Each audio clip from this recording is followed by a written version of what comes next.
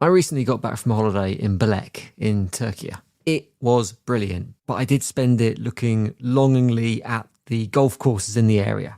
In reality, if I'd taken my clubs, I probably would have come back from that family holiday single. It's a brilliant place, stunning beaches, 5-star hospitality in some of the best hotels on earth, but for me, just getting out on those courses would have been the icing on the cake. Search Turkey on TripAdvisor now to book your ultimate golf holiday in the Turkish Riviera. Here's your report. Oh, thanks, Jane. I wish I could hire someone just like you. Try LinkedIn Hiring Pro. It's more than a job board. It's like the recruiter you always wished you had. Hiring Pro uses real-time insights to match your role to LinkedIn's unique network of professionals and delivers a shortlist of best fit candidates. You'll spend less time sorting applicants and more time talking to the right people. Let's do it. You're irreplaceable, Jane, but another you would be great. Hire right the first time. Post your job for free on LinkedIn today at linkedin.com/quality.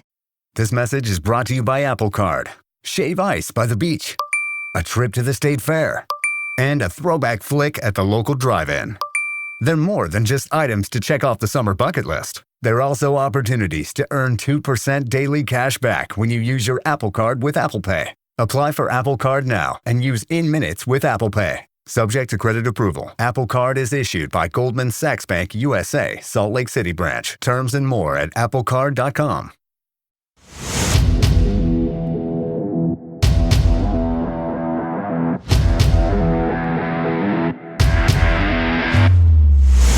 Rain again, and he's got it! Gavin was closing in. Oh, Gavin has scored! Abdul Osman against Brad Jones to put Liverpool out of the cup, and Northampton 3! Hello and welcome to It's All Cobblers to Me. The Carabao Cup game at Leicester is less than a week away, but how ready for the season are Chris Hogg's Cobblers?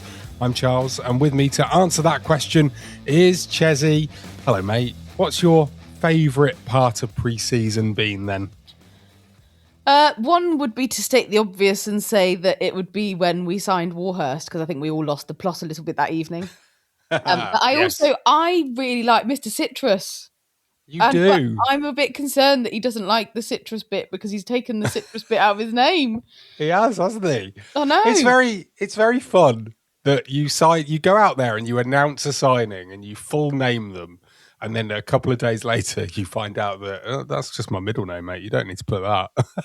Honestly, I think he's my new Ali Koiki, the king. Oh, really? Oh, yeah. I think he's my new fave. Big boots to fill for you, that. I know. Ali Koiki's been on trial, I believe, at Cheltenham, I think. It was. No, Exeter. Exeter it was, not Cheltenham. Oh, I'll get to see him then. Excellent. Yeah. He's on trial down there at the moment, so that's interesting.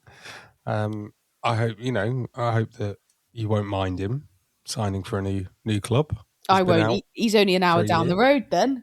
Oh, there you go. Lovely stuff. I think I agree with you, by the way, on Warhorse. I think that was the Warhorst. I've just called him. I've realised Warhurst. Maybe I call him Warhorse. Maybe that can be his nickname. That's a sad film. We won't. But yeah, I think yes, you can get carried away sometimes, but I think it was needed for us this summer. Agree. I really do, and we'll probably get into that a little bit later on as well. But yeah, I think the other thing for me has been the fact that my favourite part has been the fact that we've scored some goals and we've won some games. Because as daft as it might sound, but having gone since February without a win, I think it really, really was needed. Now, okay, they don't really count because they're just friendlies. And until you get into a proper, competition status, then you're not going to really know where you're at. But I don't know. I think it gets that off your back, doesn't it? If you go through pre-season still not having won a game, I think that is warning signs and is worrying.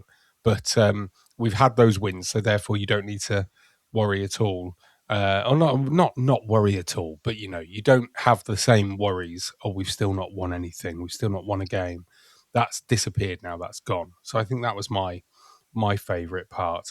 I also wanted to just start the podcast by shouting out Hildeberto Pereira. Go on. What's he been up to? Well, I completely forgot his name last week, if you remember. Oh, yes, we did, didn't we? Well, I'd forgotten him completely for the minute then. Yeah. So, so just a big shout out to you, Hildeberto. Can't believe. Well, I did get several messages from people saying, literally, just all caps, Hildeberto Pereira, and I was like, fair, it's fair. So yes, look, if you enjoyed the nonsense that that I sometimes spout, we probably spout some more today as well. Then I'd love you to join our Patreon, because we say it all the time, but it is free to listen to It's All Cobblers to Me. You can listen to it anywhere: Spotify, Apple Podcasts, YouTube now for free. But it isn't free for us to make. That's why we have the adverts turned on. We all love making the podcast, but it isn't possible without either those ads or your individual help. So if you can and you'd like to, you can support the podcast by joining our Patreon for less than the cost of a pint at the match. Patreon provides all episodes without any ads, extra episodes, and access to our fabulous community of Cobblers fans. Get all that and more for just £5 a month, and you can support the making of It's All Cobblers to Me. Go to patreon.com/Cobblers to Me right now and use the code SHOE1, that's SHOE1, to get 90% off your first month. Go on, why not? Go do it. It only lasts for another week or so. You might as well go and try. Okay, Jester, I want to start with something that actually was put on the Patreon Slack on Sunday afternoon. Gareth Kingston of Gareth and Valerie fame, he wrote this question out, and I thought actually it'd be a really good thing for us to discuss here on the pod. So, Gareth asked, with pre-season now over with, how positive do you feel ahead of the league campaign on a scale of 1 to 5? And 5 is being extremely positive. Where are you at after pre-season, Chessie? Well, my answer, as always, has got a caveat. Because actually, I entered pre-season at like a 1. I was really, really worried for lots of reasons, but mainly because the end of last season was so poor. Then I think a lot of us felt a slight deflation in terms of who we brought in, which is not a slight on him. That's just what the situation was. And I feel like the more we're hearing from the club, the better it has felt. So I think I'm ending on like a 3. Oh, so that's because, I mean, if you take that scale of 5 being, I feel great, then 2.5 is average, right? So I feel you're good slightly about it. over average. Yeah. Yeah, I feel good about it. I feel like yesterday did a lot. We're recording on Sunday, so yesterday did a lot. I think to get 4 goals. I know it's Solihull, with respect, but to get 4 goals, I think is quite important because it kind of just gets you into a bit of a rhythm, doesn't it? Different goal scorers as well, which helps. And I think that there's a bit of a rhythm being kind of built into now with the club, and the things that are going on behind the scenes with the players, I think is good. The thing is, I think one thing that was really concerning last year, and I hate to kind of go back to last year because it was terrible, but I almost feel like what was coming out of the club this time last year was quite predictable. Oh, this has been a really hard pre-season. We're really fit. No, we've not had much of that. And I think that's probably a good thing, because I wonder whether they kind of knew what the situation was, but were trying to kind of cover the tracks a bit in terms of the fact that actually the squad weren't up to it. Yes, they were fit, but they weren't good enough. And I'd much prefer a squad that were competent, which I think we have got in areas, definitely have got that. We definitely need more, but I don't think it's going to be a lost cause immediately. So hopefully not anyway.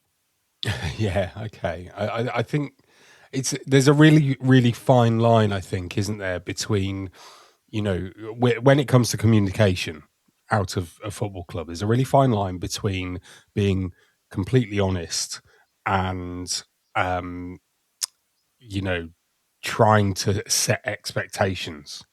Because it doesn't really matter what you say, it will all be, twisted and turned over by people like me and you in the media, and fans on social media, and everybody will have their own opinion, and they'll look into each and every word that is used by, the manager or by whoever it is that's speaking out of the club at any given opportunity.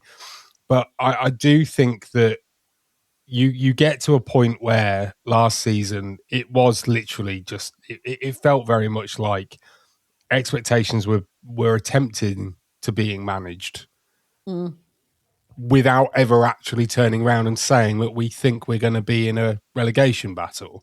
Because if you do say that, I don't know. Like, there is this argument, isn't there, that if you say that, then you're almost admitting defeat straight away. So it therefore, in terms of a psychological perspective, it's already doing yourself damage.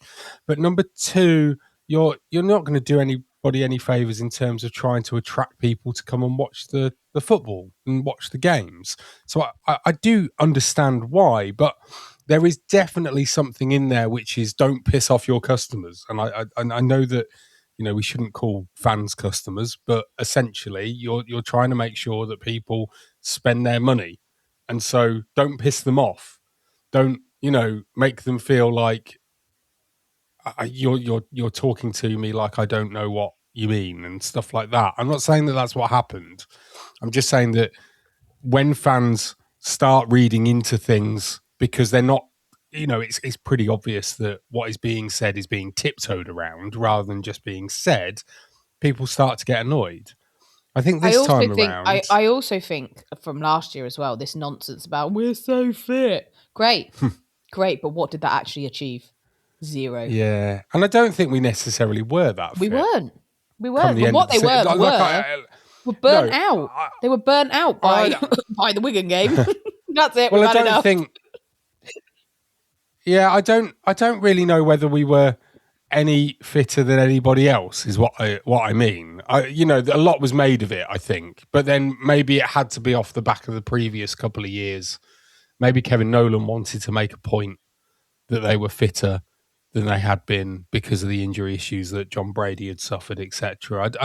I don't know. I do think that there's a lot about where managers sometimes will come in and want to sort of almost do something to say, well, the last regime was really bad, and I'm sorting that out this time around.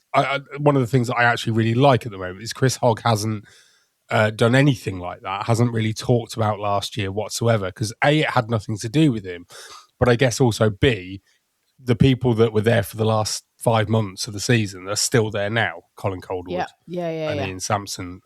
So therefore, do you want to turn around and say anything bad about them? Probably not.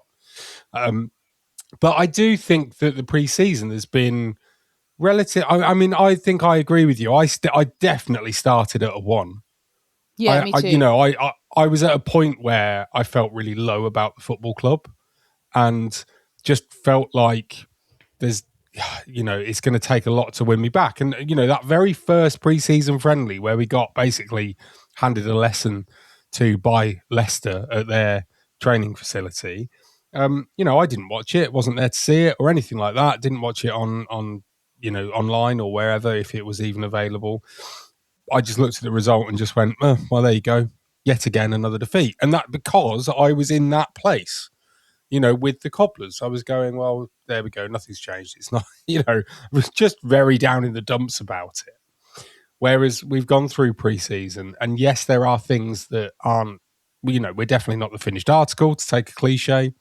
But we're also, have improved in certain areas. And I think a lot of the stuff that has been positive has been coming out of the likes of Jake Sharp and James Hennigan, who are reporting on the team, saying things along the lines of there's an obvious in-possession shape and out-of-possession shape, and you can see what Chris Hogg is implementing in the squad and what he's trying to do in terms of how we play football.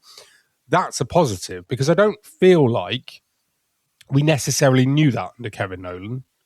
Oh, I always not a clue what we were doing last season. It was like felt like it was just a case of just go out there and do whatever you want, and it's just 11 like players that them. Weren't. It was literally 11 players that genuinely looked like they'd never met before. That's what it was like. Yeah, a lot of the time it did feel like that. Whereas this time around, it it sounds like from people that have actually watched the games that have an idea of, what they're looking at, i.e. Jake and James, they are talking in a positive way, not necessarily saying, oh, look, we're brilliant and they're going to go and walk the league. Nobody said anything of the sort, but it's just those little positive bits about, the style of play, and you can see what Hogg's trying to do. And okay, there's a couple of things, like there were soft goals conceded on Saturday at Solihull, for example, that Chris Hogg didn't like, and etc. And those things are going to still take a bit of time to work on and to get rid of. And hopefully we won't go into the, too long into the league season still doing that, because the longer you go on with it, it becomes a habit, right? And things like that. But the fact that we can see things moving in the right direction, I think that's a real positive. I think for me, I'm probably where you are as well, a 3, maybe 3.5. I'm not quite a 4. Pushing the boat out. I'm definitely not a 4. But I am maybe around about 3.5. So I'm more than feeling good. I'm actually now excited to start getting back into the football season, club football again, after the World Cup. And I think you can talk about the actual football of the World Cup, and that was really, really good and it was enjoyable. But the way that it ended as a tournament, and everything that's happened since then has kind of really made football come under scrutiny, hasn't it, with Infantino and all this nonsense that's been going on. And it kind of has soured the ending to the World Cup, I think. I'm quite glad that England didn't end up winning it now, because I think it would have been overshadowed by all this crap. Well, do you know what I think, Charles? Go on.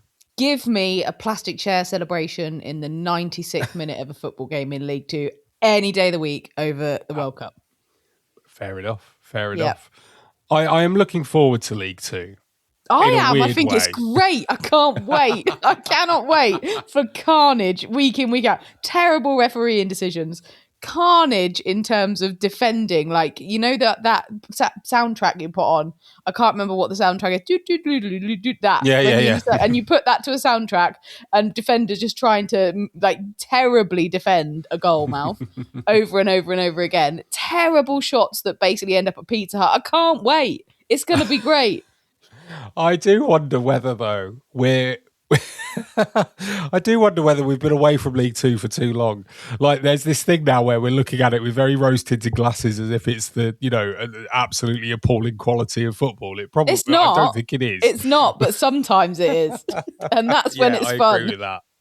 Yes, you're fun. Right, and I agree with you that there are certain moments, and actually, this is something quite personal to me. Actually, I mean, intent on trying to just enjoy it this year. Well, you fool.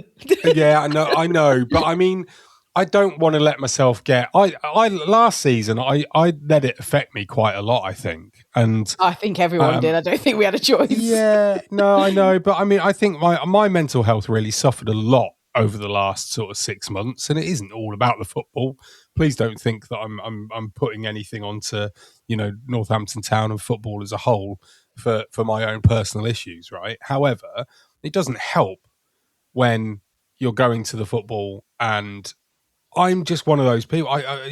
My partner Nicholas says this to me. She says, you care so much about the Cobblers, about football. Same with England. You just care so much that it really does, affect you. I can't watch the Cobblers and, watch us lose, and then literally when the game's finished, just go, oh well, there you go, and move on. And that be it done. Because it's an emotional attachment. Well, I've learned over the years. Emotional attachment. I've learned over the years that's when it's not going well, it's not fun. But when it is going well, it's something so joyous that should always be cherished. And I think you have to ride out the utterly horrendous moments. Because bearing in mind, I've talked about this before. In 10 years' time, we will look back on last season and find it hilarious. But at the time, it was horrendous, right? But in 10 years' time, it'll be like quiz questions. Which year was it that terrible year when we didn't win since January? And all of that nonsense will be like almost a a pub quiz question, but you gotta ride those out, because then your 2016s and your 2023s and 2020s for that matter, they don't come along very often, and when they do, they're so much purer. And I think 2023 actually was a really good example of it. We'd been through hell and back again under John Brady through no fault of his own, and actually the prize at the end of it was so much better because of everything that we'd gone through before. And yes, we're still quite a mediocre football club, and we probably always will be, but those little moments of like those glimmers of hope that you get, and it's the same with any lower league football fan anywhere up and down the country, it's so much fun even when it's not fun. Yeah, well, this is the thing, is that I lost that fun completely last year. I didn't feel like it was fun at all. And don't get me wrong, I enjoyed, going and if anybody from the football clubs listening to this, I enjoyed going and working in the hospitality and all of that. That was really, really fun. However, what didn't make it fun was then having to talk about a bad result yet again, or a bad performance or whatever straight afterwards. And this is one of those things where I'm just trying. I'm going in with the purpose and the intention to not let myself be so emotionally attached to it. And I know that that's not going to be easy, because that is just the way I am. But I'm going to try my hardest to see. And one of the things that I feel like I can maybe do, and why League Two is maybe good for me in that respect, is because I think League Two, you do tend to get a little bit more, silliness or something that's a bit dumb, a bit daft. I mean, in Pod Corner last year, the guys were really good at basically helping to take the mick out of me generally by, picking up on something silly that I've said, like that a player went down diving like a salmon or whatever it might have been that I said, and then not letting go of that. It's that kind of stuff, but not me doing it and causing it. I want to see kind of happening that I will then sort of grab hold of and go, that's quite funny. And that's good. We'll and all therefore be in not take it to sombreros, heart. Charles. We'll all be in sombreros, so don't you worry. Maybe allegedly. So. Allegedly, yeah. We don't know yet. We don't will know be what's in going sombreros. on. Oh my goodness. Can Quick, you imagine, let's take a break before we say something. Let's take a break before we say something we shouldn't. Imagine buying your kid a toy only to find the batteries aren't included, or buying furniture but missing the tools to build it. Frustrating, right? Now imagine the exact same feeling, but you're paying way more. That is what buying business software usually feels like. Fragmented, disconnected, and incredibly expensive. Odoo completely changes that. Odoo is a complete, fully integrated business suite where all your apps actually talk to each other. We're talking automated lead routing for your sales team, seamless AI integration, and intuitive point-and-click website builder. It's everything your business needs to scale, saving you time, headaches, and money. Stop piecing your software together. Go to odoo.com. That's odoo.com to learn more. Here's your report. Oh, thanks, Jane. I wish I could hire someone just like you. Try LinkedIn Hiring Pro. It's more than a job board. It's like the recruiter you always wished you had. Hiring Pro uses real-time insights to match your role to LinkedIn's unique network of professionals and delivers a short list of best fit candidates. You'll spend less time sorting applicants and more time talking to the right people. Let's do it. You're irreplaceable, Jane, but another you would be great. Hire right the first time. Post your job for free on LinkedIn today at linkedin.com/quality. Welcome back to It's All Cobblers to Me. Before the break, we were talking about, sombreros, got to mention. We might go into a little bit more information on that later on. But before we do, the season starts this coming Saturday, or at least it does officially. Leicester City away in the Carabao Cup. It's a little bit weird. Even Chris Hogg has suggested that this is maybe a bit like a 7th pre-season friendly. How are you feeling about, the game as a whole, Jeffy? Weird? It's really odd. It's a bit like what cup was it? Was it the Vroom Vroom Vars they used to do just before? I can't even remember what it was. But anyway, it feels weird it being the week before, particularly as well because it's a bit more serious, isn't it? So it means that there's more riding on it. But I mean, I think we're going to get beaten by Leicester, which is fair enough. But it'll be a fun day out, and there's plenty of tickets been sold. So I think it will be a good day out. But it feels very odd to have it when we have it. It doesn't feel normal, if that makes sense.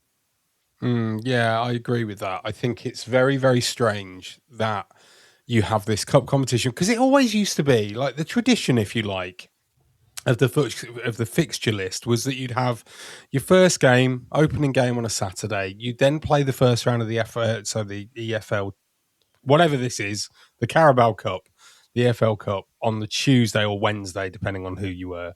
And then you'd play your second game in the league the following Saturday. So the first week of the season was always 3 games. This time around, they've basically gone, right, what we'll do is we will just bring the Carabao Cup to be the first Saturday game. It's not even like it's going to be a late start either. You know, it's going to be, the 7th or 8th of August? Yeah, Saturday. So it's not like it's a late start.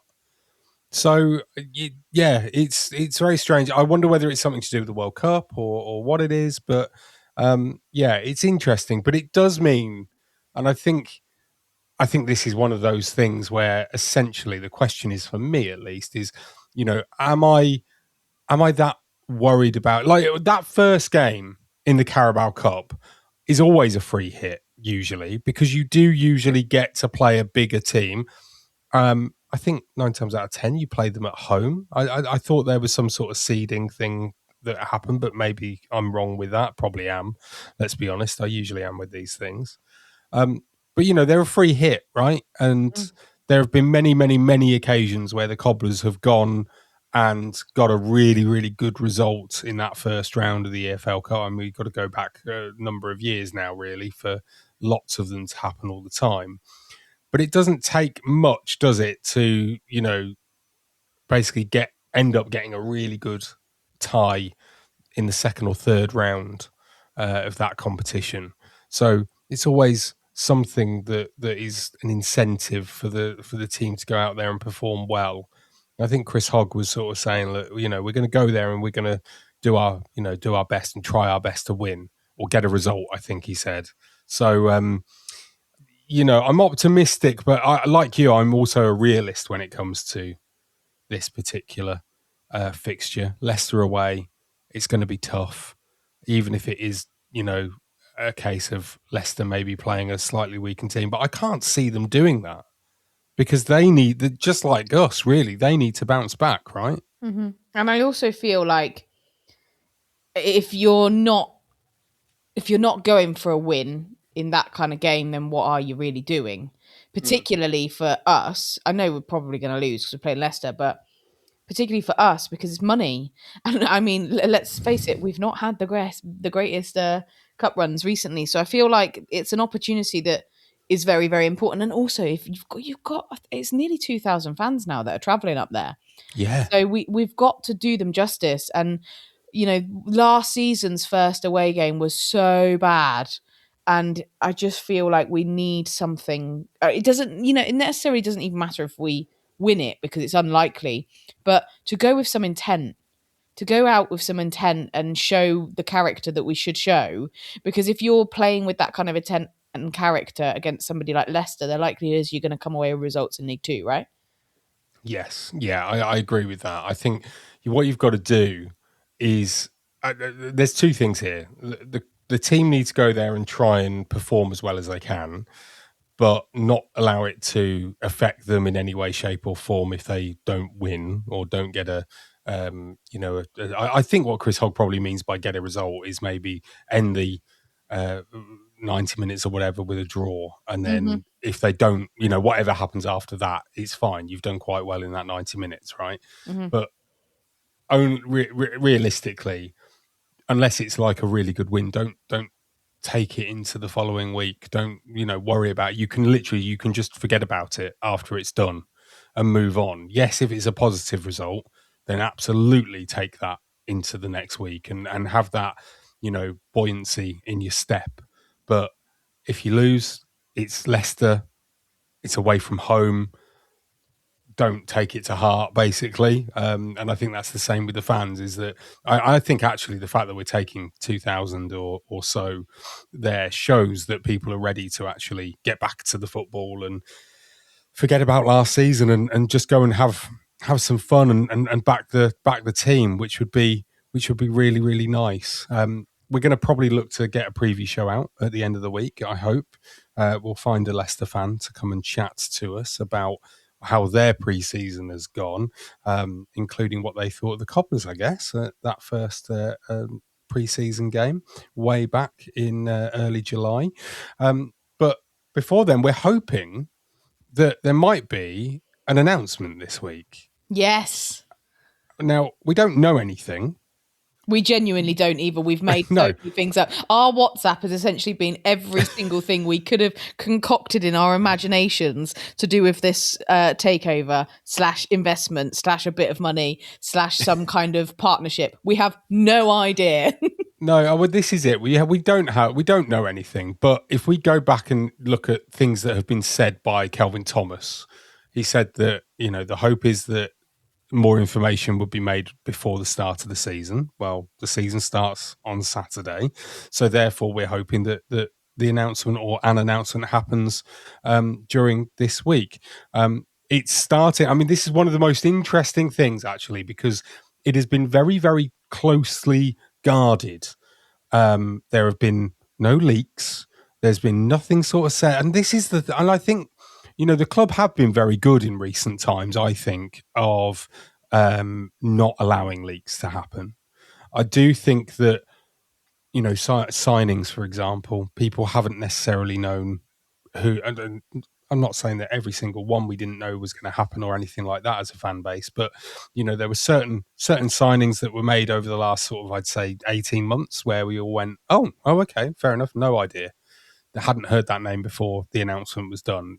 All of that kind of stuff seems to be, you know, really tightened down for whatever reason. And I do think that when that kind of thing happens in a situation like this, it's good news in some way. When I say good news, I just mean that, well, if it was really bad news, like i.e. the, you know, opportunity had collapsed or whatever, the talks had collapsed or whatever might have happened, then I think that might intentionally get leaked a little bit so that the fans are prepared for it. Does that make sense? Mm-hmm. You kind of let it get out there a little bit, let people start talking about the fact, whereas there's been nothing of the sort. You can literally tell whenever you look on social media, online, that people are just speculating. Which is Neil, essentially. Neil essentially has speculated everything possible to do with this special announcement. And I don't know how many hats I've got lined up. I'm just choosing which one to put on, given what the news is. Sombrero. Yeah. What else has he suggested? Mexicans. Yeah. Brazilians. Russians at one point. Lots of different hats. Australians hasn't been mentioned yet, though. Do you know who hasn't been mentioned? Go on. Lewis Hamilton. And you know he likes his football, and he's bought lots of shares in American football, so you never know. I did meet him, so, you know, because I am now officially Mrs. Hamilton, you don't know. He could come along and buy the club. I don't think he will, but yes, he's not been mentioned. You're quite right. He has not been mentioned. So yeah, we're hoping that there'll be some sort of announcement this week. Who knows what it's doing? I'm still tempering my expectations on it, though. You know, I don't want to get carried away, even if it, you know, turns out to be really big investment and maybe a takeover or whatever, and there's loads of money and all this, that, and the other. There is still something, and I said this to you guys in the WhatsApp group, which was that I will wait and see what their intentions are. Because it's all very well and good, I think, coming into a club and going, oh, yes, we want to get the club into the championship within the next 5 years and blah, blah, blah, blah, blah. But if there's no mention, for me, if there is no mention about infrastructure, you know, the stadium, the training centre, the academy, the women's sort of setup, if there's no mention of any of those kind of, you know, almost behind the scenes type things, then I'm not 100% sure, because I just kind of think, well, are we actually moving on? Because, some people have said, Neil included, this feels like, it could be a real stepping stone for the club. And, yes, it could be. But at the same time, I don't want to start believing any of that until we kind of hear from those people that are potentially investing, and what their plans are and what they want to achieve. Of course, I want them to make us, more competitive at a higher level. Of course I do. But I think you've got to do stuff, lay the foundations of that to then go on and achieve those things. It's all very well to just pump in loads of money, but if you're not going to be pumping it into places that will actually hold you up later on down the line, I will be a little bit worried. And I also feel like I really do feel that Kelvin Thomas, a lot of what he's done, the word unnoticed probably isn't the right one, but underappreciated definitely is, particularly because we've focused a lot on what's happened on the pitch. But if you look at what's happened off the pitch, we are so much further ahead than what we were when he came in. And I think the only way that feasibly we need to go now is further up that trajectory. And I feel like he knows this is Kelvin. He knows his football. He's a very, very good businessman in terms of, how he runs finances. We know that's proven in the last 10 years. And I feel like if this is going to work, this has got to be well put together. And I feel like that is why it's taking such a long time to get to this point where it kind of comes over the line. Because if it is good, we know that with Kelvin's record that he's not going to give us to some plonker that's going to sell everything off and whatever. It's got to be good for the club. And I feel like what Kelvin did when he came in was be better for the club. It wasn't very difficult to be better than the Cardozas, but, he's done a lot and doesn't often get appreciated. So what now needs to happen is, if whatever happens, takeover, investment, whoever comes in either alongside or instead of Kelvin needs to complement him and needs to then carry on doing the good work and lay the good foundations, because there are a lot of people outside the football club that say, oh, he hasn't done this, he hasn't done that. But there's a lot of things that he has done. There's a lot of things that this club have done. And I think we're very driven by a social media minority.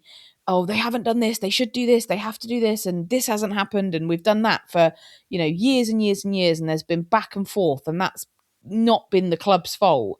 But the way the club have developed off field, the fact that we now don't look an eyesore across from the West Stand is testament to the hard work. And yes, we might have made some sacrifices financially on the field, but like I said last week, in the long term, it will probably be better for us.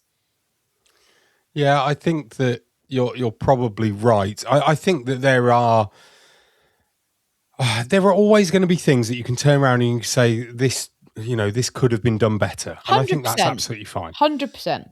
I agree with you, though, that we're in a better position, maybe not on the pitch in terms of... No, we're not on the pitch. We're not on the pitch. In the league that we're in, we're in the same position that we were in now as when, David Bauer bought the football club, Kelvin Thomas became chairman.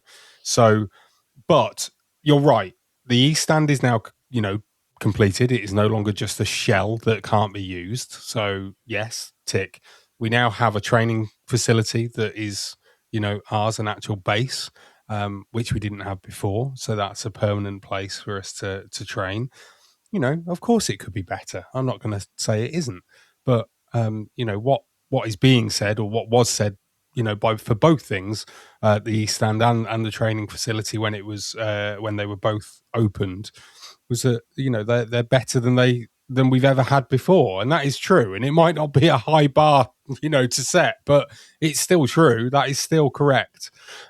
Yes, you could do things better. But I mean, I think that there are things that a lot of the time it's very easy, isn't it, to turn around and say, this should happen and that should happen, when you're not the one looking at the balance sheet, or you're not the one having to put your hand in your pocket to go and do it. I mean, I've seen, there are people that will turn around and they will moan about the fact that we haven't signed a striker, and then the very next day say, I'm not paying that much to go and watch us play away at Crewe. And I get that the money that you're spending on buying a ticket to go and watch the Cobblers play at Crewe doesn't go into the Cobblers, but that's Crewe's way of making money so that they can afford to make signings. We do exactly the same. It's just that our tickets are cheaper. I don't know what the on the match price is for this season, but it was £24, I think, last season. That's part of how we create a transfer budget, is by